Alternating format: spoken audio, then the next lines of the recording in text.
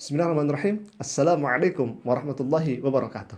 Hamdan wa syukranillah, salatan wa salaman ala rasulillah wa ala alihi wa ashabihi wa mawalahi amma ba'du.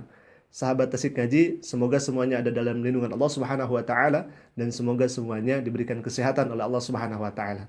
Sahabat, pada kesempatan ini saya akan berbagi satu video yang mana video ini berisi tentang seorang perempuan yang keluar dari agama Islam atau dikatakan murtad tatkala ia pergi umroh ke Mekah Al-Mukarramah. Katanya dia mengatakan bahwa di hari keempat dia mendengarkan satu bisikan, kemudian bisikan itu menjadikan dia keluar dari agama Islam. Pertanyaannya, bisikan apakah itu? Maka mari kita tonton videonya sampai habis. Dan bagi teman-teman yang belum subscribe channel ini, silahkan subscribe untuk melihat update-update terbaru dari YouTube Tasik Ngaji. Kita saksikan videonya. Lalu saya pergi umroh, sampai di sana, di hari pertama biasa kita menjalankan rutinitas ibadah, hari kedua, hari ketiga, dan di hari yang keempat, Bapak Ibu, saya itu hotelnya di Grand Zamzam. Grand Zamzam itu di Mekah, jadi dia itu connecting dengan Mekah, dengan Ka'bah. Jadi di kamar itu azan, suara pengumuman, itu kedengeran di kamar saya. Jadi selesai saya melakukan tawaf, saya istirahat di kamar, saya senderan, lalu saya buka jendela sambil melihat orang-orang lagi tawaf. Lalu entah apa, saya juga nggak ngerti itu Roh Kudus atau apa, saya nggak ngerti sama sekali. Tapi nggak kenceng, nggak kecil, tapi jelas. Suara itu seperti, kamu lihat, manusia sedang melakukan kesia-siaan, memutar batu hitam. Saya ketakutan kan dengar suara itu. Apa iya? Ini suara apa? Masa pengumuman di kamar saya pengumumannya aneh, gitu loh. Itu tapi jelas sekali gitu di telinga saya, Bapak Ibu. Saya abaikan, tapi hati saya sudah mulai guncang. Nah, sahabat, barusan kita sudah dengarkan pemaparan si ibu ini tentang bisikan tatkala dia pergi umroh ke Mekah Al-Mukarramah. Katanya bisikan itu kurang lebih seperti ini. Kamu lihat manusia sedang melakukan kesia-siaan memutar batu hitam. Walau alam, saya tidak tahu apakah itu betul seperti itu terjadi atau tidak. Tetapi yang saya tekankan di sini, kalau misalkan itu betul ada bisikan seperti itu, maka catat, itu adalah bisikan yang datang dari setan laknatullah. Itu bisikan yang datang dari setan laknatullah. Coba kita lihat dalam surat An-Nas, Allah Ta'ala berfirman, yuwaswisu fi sudurin nas, bahwa setan itu akan membisikkan kepada dada manusia, akan membisikkan kepada hati manusia, sehingga dia tersesat dari jalan Allah Subhanahu wa taala. Maka hati-hati dalam hal ini. Kalau misalkan kita berbicara tentang bisikan, kalau misalkan kita berbicara tentang bisikan setan supaya mengeluarkan hamba soleh dari yang tadinya taat menjadi kafir, itu banyak kejadian-kejadian dalam Islam. Contoh yang pertama adalah Barsisoh. Barsisoh merupakan seorang ulama yang sangat luar biasa terkenal di masanya. Bahkan Barsisoh mempunyai santri yang banyak luar biasa. Tetapi tatkala dia menjelang akhir hayatnya, dia mengikuti bisikan setan sehingga dia mati dalam keadaan hina dina. Sehingga dia mati dalam keadaan sengsara. Kenapa demikian? Karena dia mengikuti bisikan-bisikan setan. Boleh dicek sejarahnya, boleh dicek kisahnya. Bahkan yang kedua, tabi'in. Ini seorang yang sangat luar biasa. Tabi'in, dia hafal Al-Quran 30 juz. Tetapi tatkala dia mengikuti apa yang dibisikkan oleh setan, kemudian dia cinta terhadap dunia, maka si tabi'in ini yang hafal 30 juz, dia mati dalam keadaan hina. Yang dihafal bukan 30 juz yang keseluruhan itu, Tetapi yang ia masih membekas dalam pikirannya cuma 2 ayat. Dan 2 ayat itu adalah ayat tentang siksa. Maka hadirin rahimakumullah, kalau bicara tentang bisikan, bukan hanya si ibu itu. Adalah Barsiso, seorang ulama, dia dibisiki oleh setan. Kemudian seorang tabi'in yang hafal 30 juz, dia dibisiki oleh setan. Tapi pertanyaannya, apakah kita akan mengikuti bisikan itu? Ataukah kita meminta permohonan kepada Allah Subhanahu wa taala supaya kita diselamatkan, supaya kita diteguhkan, ditetapkan dalam Islam, ditetapkan dalam agama yang diridhoi oleh Allah Subhanahu wa taala.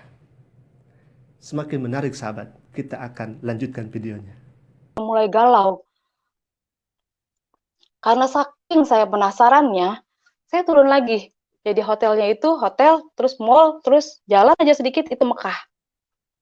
Saya jalan lagi, saya pergi lagi ke Mekah, saya umroh lagi, saya melakukan tawaf lagi, karena saya penasaran, saya buka, saya singkapkan gitu. Benar memang batu hitam gitu. Terus sepertinya saat itu logika saya, pikiran saya mulai terbuka gitu. Iya ya, ngapain ya saya melakukan hal ini ya? Ngapain ya saya pokoknya berkecamuk saat itu. Ngapain ya? Emang iya ya Tuhan sampai sesusah ini gitu. Sampai nanti kalau teman-teman saya, ini aja saya mau pergi aja uang kurang. Gimana kalau orang susah yang nggak bisa pergi gitu ya. Dia susah dong untuk bertemu dengan Tuhan gitu loh. Itu mulai logika saya di situ berkecamuk gitu. Galau, rasa ingin tahu, rasa penasaran. Sahabat, kita sudah dengarkan pemaparan si ibu ini. Katanya, apa iya ya Tuhan membuat susah hambanya? Bagaimana kalau misalkan kita tidak mempunyai uang, tidak mempunyai bekal, harus melaksanakan umroh, haji, dan lain sebagainya. Sahabat, perlu kita ketahui bahwa umroh merupakan sunnah. Dilaksanakan ya mangga, tidak dilaksanakan juga tidak apa-apa. Karena umroh merupakan sunnah. Jangankan umroh, haji saja yang sifatnya wajib, yang termasuk ke dalam rukun Islam, kalau misalkan kita tidak mempunyai bekal, tidak mempunyai uang untuk berangkat ke sana, ya jangan berangkat. Karena Allah Subhanahu wa taala tidak menghendaki supaya kita susah memeluk agama Islam ini. Allah Subhanahu wa taala berfirman dalam Al-Qur'an, "Yuridu bikumul yusra wa la yuridu bikumul usra." Allah Subhanahu wa taala dengan agama Islam ini menghendaki supaya kalian itu mudah dalam melaksanakan agama ini. Dan Allah tidak mempersulit terhadap agama Islam ini. Bahkan dijelaskan dalam riwayat yang lain, dalam keterangan yang lain, "Man istata'a ilaihi sabila." Berhaji itu bagi orang-orang yang mempunyai bekal, bagi orang-orang yang mampu di jalannya. Bagi yang tidak mampu, ya tidak apa-apa. Ketika kita mempunyai niat untuk berangkat ke sana, kemudian kita ditakdirkan oleh Allah Subhanahu wa taala tidak berangkat ke sana, tapi di hati kita sudah mempunyai niat, maka insya Allah kita akan mendapatkan pahala haji itu. Begitu luar biasa, dahsyat agama Islam ini. Allah tidak mempersulit, justru Allah mempermudah. Kita lanjutkan lagi sahabat. Tapi kan pergi umroh itu 14 hari, itu baru hari keempat. Saya sudah galau, sudah bimbang gitu. Tapi tetap saya melakukan dan menyelesaikannya dengan ya sudah gitu, dengan kegalauan itu. Saya pulang ke Indonesia, saya nggak cerita sama keluarga saya. Saya nggak ngomong sama siapapun, saya simpen sendiri dengan di hati yang terus berkecamuk gitu. Terus saking saya penasaran, saya mesti nanya ke siapa ya. Tapi sekarang kan gampang Bapak Ibu, informasi gampang kita dapatkan di handphone gitu.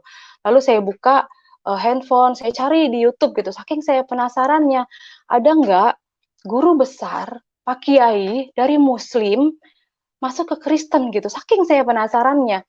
Lalu di YouTube itu yang keluar Bapak Saifuddin Ibrahim.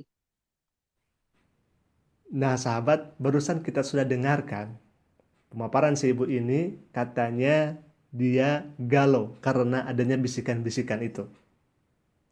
Yang menjadi kesalahan terbesarnya adalah kenapa si ibu ini tidak lantas bertanya kepada orang Islam, tidak lantas bertanya kepada ustadz, kiai, ulama tentang bisikan-bisikan itu.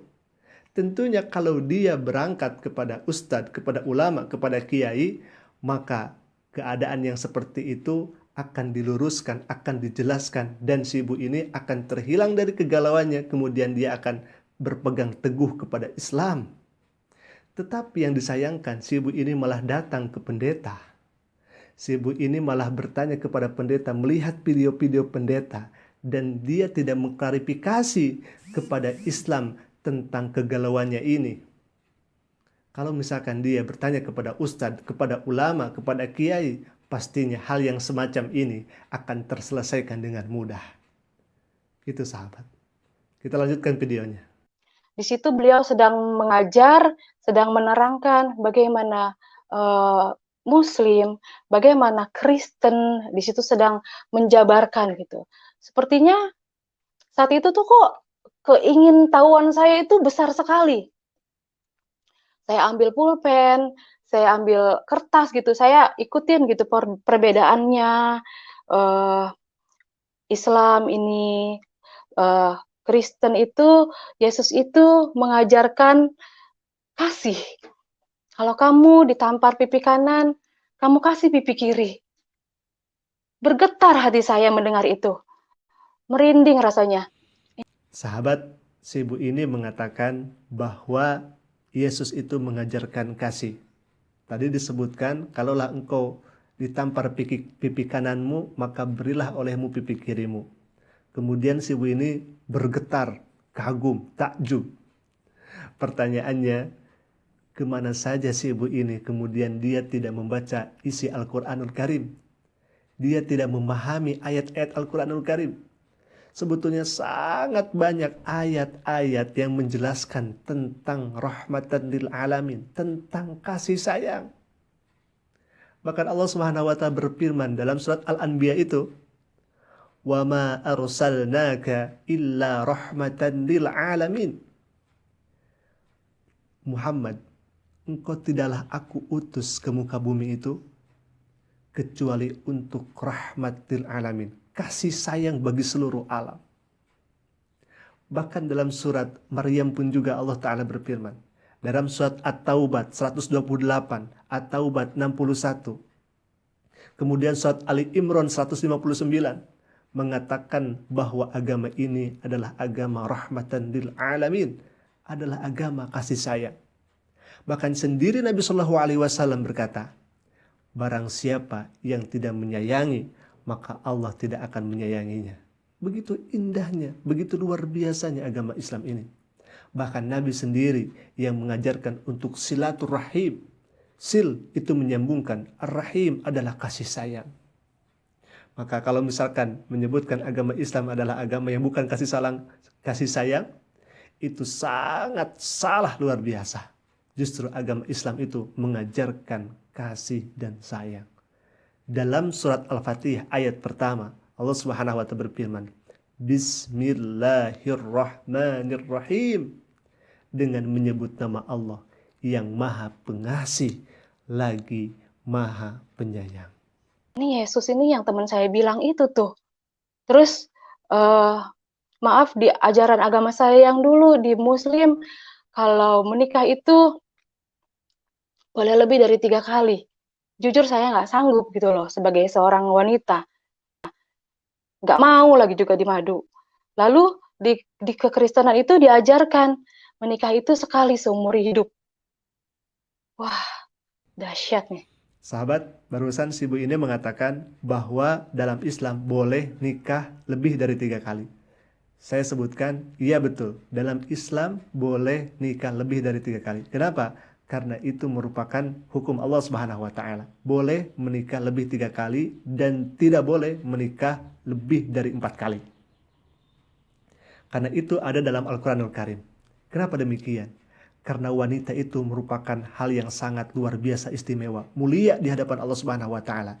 Sehingga kalau misalkan kita menginginkan seorang wanita, maka jalannya bukan melalui pintu perzinahan, Jalannya bukan melalui pintu yang dilaknat oleh Allah Subhanahu wa taala, tapi dengan jalan nikah, dengan jalan yang diridhoi oleh Allah Subhanahu wa taala, bukan dengan jalan yang zina.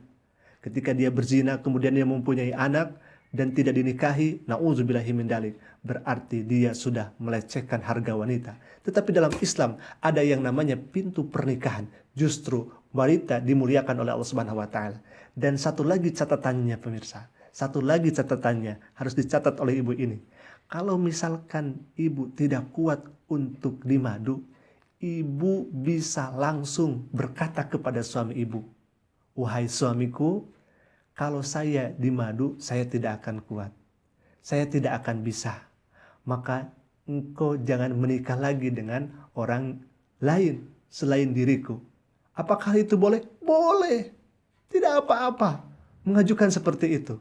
Dengan syarat kita tidak menghilangkan hukum Allah Subhanahu wa taala yang menikah boleh dari 3 kali itu. Tetapi ketika ibu berangkat kepada suami ibu, kemudian ibu mengatakan, "Wahai suamiku, rasanya kalau misalkan saya didua atau misalkan saya dimadu, saya tidak kuat. Maka suamiku jangan nikah lagi kepada selain diriku." Kemudian suaminya menyetujuinya, dan itu boleh, sah saja dalam Islam.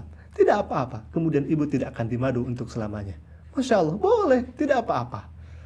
Itu sebetulnya karena ketidaktahuannya gitu kan. Kalau misalkan dia tidak tahu, kalau misalkan dia tahu akan Islam, sungguh Islam ini sangat indah. Yang kepengen gitu. Jadi saya mau bilang nggak ada yang mendoktrin saya, nggak ada yang nyuruh saya gitu masuk Kristen, karena keingintahuan saya yang besar sekali tentang si Yesus itu gitu loh, si sosok yang membuat hati saya langsung jatuh cinta gitu.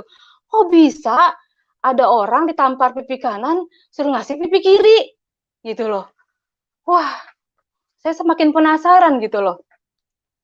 Semakin saya tahu lagi, banyak hal-hal yang saya bertambah cinta saya gitu sama seorang, sama sosok Yesus ini gitu loh. Lalu pertama kali saya masuk ke gereja seumur hidup saya bingung Bapak Ibu, bingung jujur. Karena di gereja itu pas saya lihat gelap. Terus cewek sama cowok itu nyampur bersatu gitu. Mereka sedang kayak bersukacita. Saya lihat di depan itu ada band, ternyata mereka sedang melakukan pujian penyembahan, saya nggak ngerti. Di kiri saya lagi ada yang nangis, ada yang sorak-sorai. Oke, saya ikutin aja. Itu kepala saya pusingnya luar biasa, Bapak Ibu. Nggak tahu kenapa gitu. Karena kan saya terbiasa dengan kalau saya sholat itu hening. Jadi cewek-cewek, cowok-cowok dipisah gitu. Suci dalam keadaan suci gitu. Sahabat, kita sudah dengarkan pernyataan jujur si ibu ini. Tatkala dia sholat, kemudian dia dalam keadaan bersuci. Perempuan dipisah dengan laki-laki yang lain. Tenang hadirin. Berbeda dengan ibadahnya non-muslim. Tadi disebutkan bahwa bersorak-sorak sampai si ibunya juga pusing. Coba kita dengarkan pernyataan si ibu ini sekali lagi. Di kiri saya lagi ada yang nangis, ada yang sorak-sorai. Oke, saya ikutin aja. Itu kepala saya pusingnya luar biasa, Bapak Ibu. Nggak tahu kenapa gitu. Karena kan saya terbiasa dengan kalau saya sholat itu hening. Jadi cewek-cewek, cowok-cowok dipisah gitu. Suci dalam keadaan suci gitu. Suci dalam keadaan suci gitu. Sahabat, kita sebagai umat Islam sepatutnya, selayaknya kita harus mempelajari sumber hukum Islam sendiri. Apa itu? Al-Quran dan hadis Nabi SAW. Tatkala kita mempelajari Al-Quran dan hadis, tatkala kita memperdalam isi Al-Quran dan hadis Nabi SAW, maka lan tadillu abadan, kita tidak akan tersesat untuk selamanya. Bahkan kita akan berada di jalan yang Allah ridhoi, di jalan yang Allah sukai. Maka jangan lelah untuk belajar Al-Quran. Harus timbulkan semangat kita dalam mempelajari Al-Quran dan hadis Nabi SAW, karena itulah jalan keselamatan. Sahabat, mungkin itu yang bisa saya sampaikan, dan masih banyak video-video klarifikasi yang lainnya. Semoga kita diberikan umur yang panjang, diberikan kesehatan oleh Allah Subhanahu wa taala, dan jangan lupa sahabat, klik tombol subscribe-nya. Mudah-mudahan ini menjadi pahala dakwah untuk kita semua. Assalamualaikum warahmatullahi wabarakatuh.